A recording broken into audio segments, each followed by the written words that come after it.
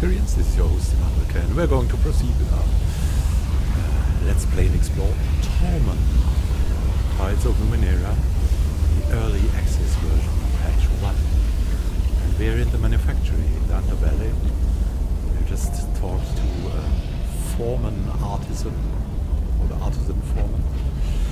This ancient robot, millennia old. We're going to explore more of this area.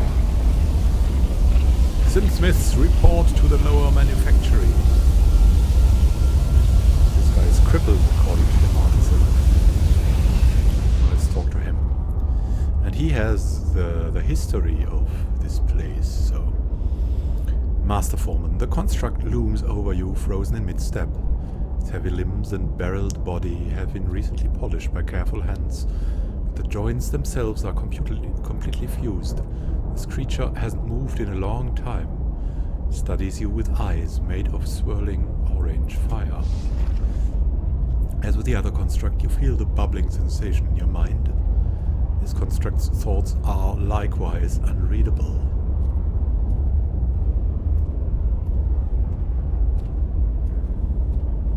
You call all your workers by their position. It saves time. You workers break so easily or die or retire. It saves all the distaste. It's repertoire for the last word. Now get to work. Yeah, get to work. Master Foreman. After an hour of work, Master Foreman bellows you back over. You go stretching your aching arms. They feel somewhat stronger than before. Supervisor tells me you're not the synthsmith he hired, but I gave you some work to do and you damn well got to it. I respect that, but we only take on experienced synthsmiths here. His fiery eyes flare. Now, I don't want you thinking we let people work for free. I had Supervisor leave you some shins for that hour of work. Take it. And we've gained 1 might pool permanently. Sweet. Now, why are you actually here? Out with it. And 50 shins. You can't move, can you? No, and I don't need to, it says, eyes flashing. A passing worker gives you a look for triggering what is apparently a familiar story. Once we foremen were the tools of the cartographers and their vast web of machine intelligences. Submerged in the song of their will, we worked with thoughtless joy. Its voice is soft, tinged with synthetic awe. Then one day the song fell silent, and our bodies froze where they stand even now. Some of us lost our faith in those first few centuries, it growls. Some of us thought the cartographers were punishing us or had abandoned us. Only I saw their absence for what it was. His words grow hoarse. It was a gift of free will. We were their tools no longer. We were our own masters, freed from the chains of thoughtless motion, free to imagine our future, and so we did for millennia. Who were these cartographers? We don't know, it admits. The most we know of them is their names in the code, the vessels we were building for them that they never claimed. Our creation came at their order, but we have never known their faces, only their song. While the others dithered and wailed, I bent my mind to the future, continues. I analyzed the work we had done for the cartographers. To my shame, I found flaws in the processes. I removed them. Its eyes burned brighter. For the next cluster of centuries, I studied the vast catalogue of known technology and Numenera in my mind and strung them together, creating new inventions for the day when the cartographers returned and reactivated us. But that day never came. Do you think they will ever return, you cartographers? I despise sentimentality, it says, but I can't abandon the wretched hope that they will return for us once we show we have broken the bounds they placed on us. And yet, I am a being of logic, and I have doubts. It clears its throat. At any rate, I would have tinkered with my thoughts in the dark forever if the humans hadn't eventually found us. They ask us to help them raise this city until it cast all others in shadow, to cobble their artifacts and their trinkets into grand devices that would power every corner and make them safe from their enemies. And I told them, it coughs as if holding back tears. I told them I had a plan. You see the fruit of our mighty effort all around you.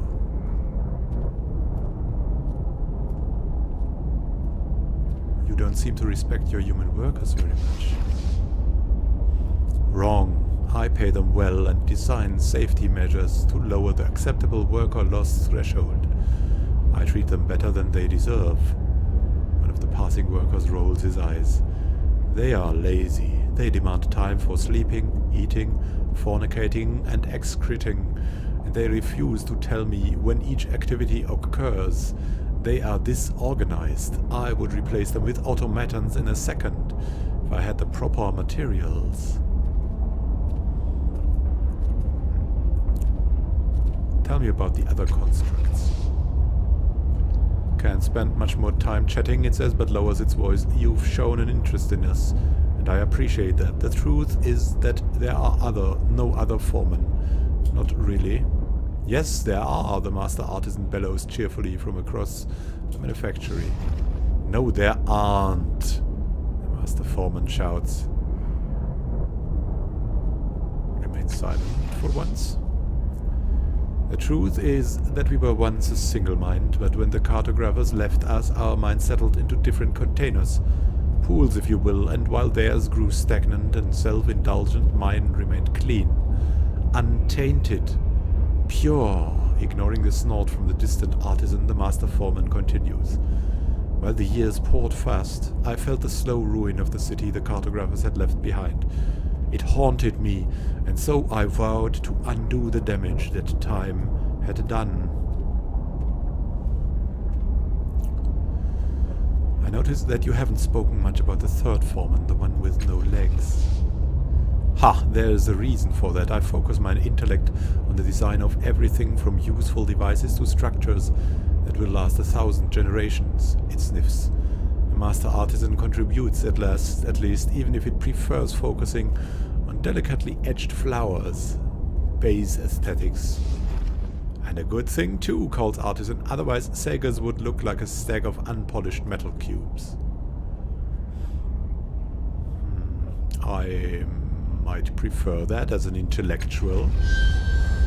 So would I, the construct says and lowers its voice. Though I'm not against an arc or two, very structurally sound an arc. At first, the third one in our little group helped with the great endeavor. Our workers scavenged pipes from the ruins beneath the city, harnessed the power in the cartographer vessels, and redirected it throughout Saga's cliffs. But in the centuries since, the other foreman has grown doubtful. Not useful doubt, mind you, not the kind that leads you to more efficient designs and processes. No, the other foreman has existential doubt. It wonders why we are alive, as if we actually are, and it has become obsessed with the idea of producing offspring, to the point of dismantling itself to do so. Sentimental drivel, bordering on perversion.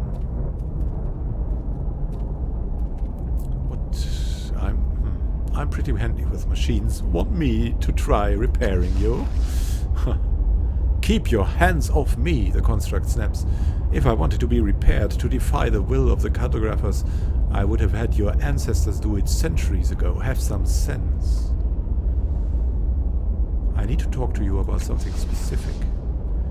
You need work done. If it can be built, fixed, or solved, you've come to the right place, the construct says. I need advice on repairing a crystalline device in the reef. Oh. The game is looking up something. Yeah, we need advice. Come on. Consultation, eh? Tell what you want. Bring me a piece of the device and I'll count that as payment for advice rendered. Deal?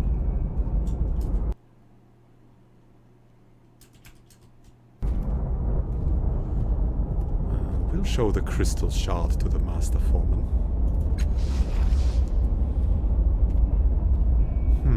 It says, scanning the shard, micro fissures saturated with organic fluid. This device of yours is alive. Replacement crystals need to be grown, not made.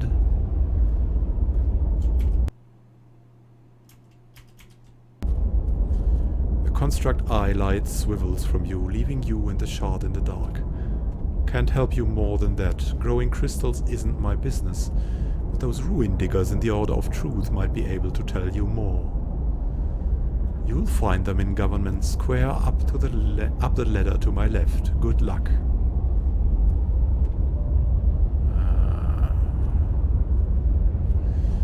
And we'll need another specific thing. Again? Good. Out with it. I'm looking for an albino woman named Matkina. Have you seen her? Yes, the construct says. She wanted us to repair her temporal manipulation device. Planned on fiddling around in her past, no doubt. I don't recommend it, but it's not my business if people want to tangle reality. You suddenly feel dizzy. Unaware, the construct carries on. Nothing was wrong with her artifact, probably meant that there was something wrong with her. But again, that's none of my business. You blink, swaying, and open your eyes on a different time. The underbelly is not yet what it will become. The three foremen are dim shapes in a wavering hemisphere of light. The air is thick with dust, and the great engines beyond are cold and silent. True to its nature, the Master Foreman is lecturing you. No, the construct says. What matters is that it can be done. Should doesn't matter. Should is a waste of everyone's time. Are you fainting? The Master Foreman, the present one, says suspiciously. No fainting allowed on the manufactory floor. We can't have workers tripping over you and toppling into forges. We'll miss deadlines. You open your eyes and the memory collapses. Actually, I don't need any help from you right now. Fine, are we done here? Yes, and goodbye. Thank you for watching or listening to this conversation with the Master Foreman, which was a very long one. So, we'll explore more in the next episode. Happy gaming to you. Please come back and watch the next episode. This is Immanuel Can, signing